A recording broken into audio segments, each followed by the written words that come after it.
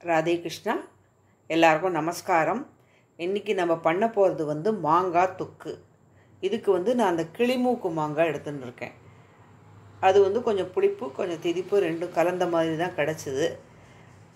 அதனால் அதை என்ன பண்ணியிருக்கேன், ஒரு கிலோ இந்த மாதிரி துருவத்துக்கு முடியலன்னா இந்த மாதிரி ஸ்லைஸாக நம்ம கட் பண்ணி வச்சுக்கலாம். இதுவும் நல்லா வதங்கிடும். இந்த மாதிரி நல்லா ஸ்லைஸாக கட் பண்ணி ஒரு கிலோ எடுத்துன்னு இருக்கேன்.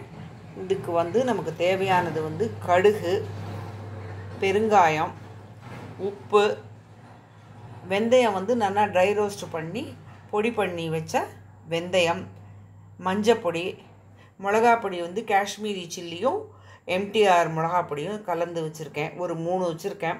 3 டேபிள் ஸ்பூன் கிட்டத்தட்ட வச்சுருக்கேன். உங்களுக்கு வேணும்னா இன்னும் ஜாஸ்தி நம்ம அப்புறம் பார்த்துட்டு போட்டுக்கலாம்.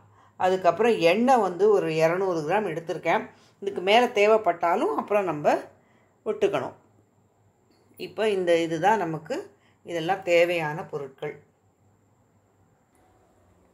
அடுப்பை மூட்டிண்டு நான் ஒரு பெரிய வானா தான் வச்சுருக்கேன்.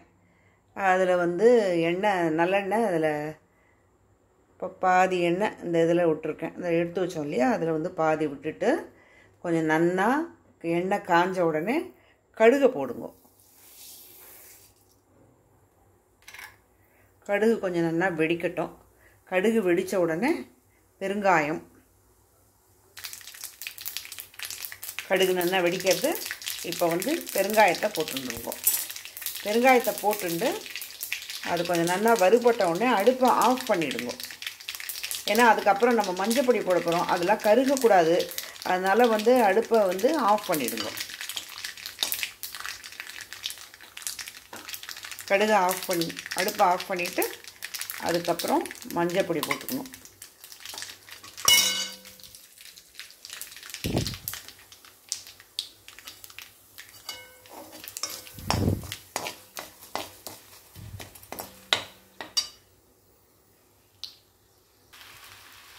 அடுப்பை அணைச்சிட்டோம் இல்லையா, இப்போ என்ன பண்ணுங்க, இந்த மாங்காய் எல்லாத்தையும் போட்டுட்டு நல்லா கிளறி விட்டுருங்க.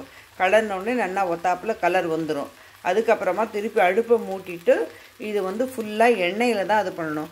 அதனால தான் ஆல்ரெடி நான் ஒரு அரை டம்ளர் எண்ணெய் விட்டு நம்ம கடுகு போட்டோம், பெருங்காயம் போட்டோம். இப்போ திருப்பி நான் இன்னும் 1 டம்ளர் எண்ணெய் விடுறேன். திருப்பி 1 டம்ளர் எண்ணெய். அந்த எண்ணெயில் தான் அது நல்லா வேகணும். இதுக்கு டைம் எடுக்கும். இது வெந்த பிறகு காமிக்கிறேன். ஒரு 20 நிமிஷம் ஆச்சு.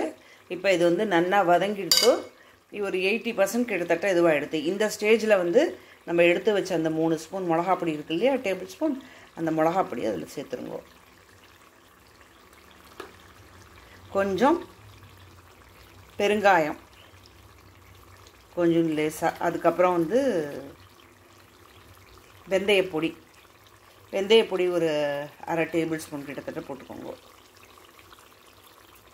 வெல்லம், இது எல்லாத்தையும் போட்டு நல்லா கலரணும்.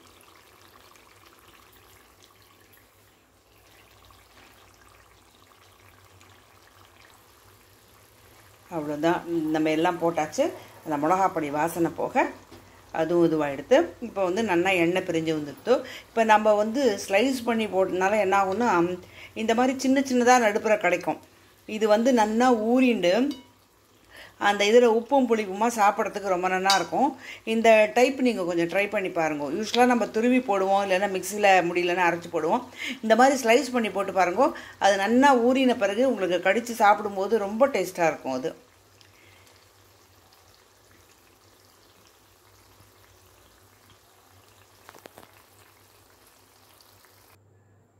நம்மளோட மாங்காய் தொக்கு ரெடி ஆகிடுது. நாளைக்கு பார்த்தோம்னா இன்னும் கொஞ்சம் நல்லாவே எண்ணெய் விட்டுன்னு இருக்கும். இது நல்லா ஆறின பிறகு அப்புறமா ஒரு கண்டெய்னரில் நம்ம மாற்றி வச்சுக்கலாம். இது 1 வாரம் ட்ராவல் பண்ண போகுது. ட்ராவல் பண்ணி ஊருக்கு போய் சேரப்போகுது. அதனால் நான் கொஞ்சம் கெட்டியாகவே பண்ணியிருக்கேன்.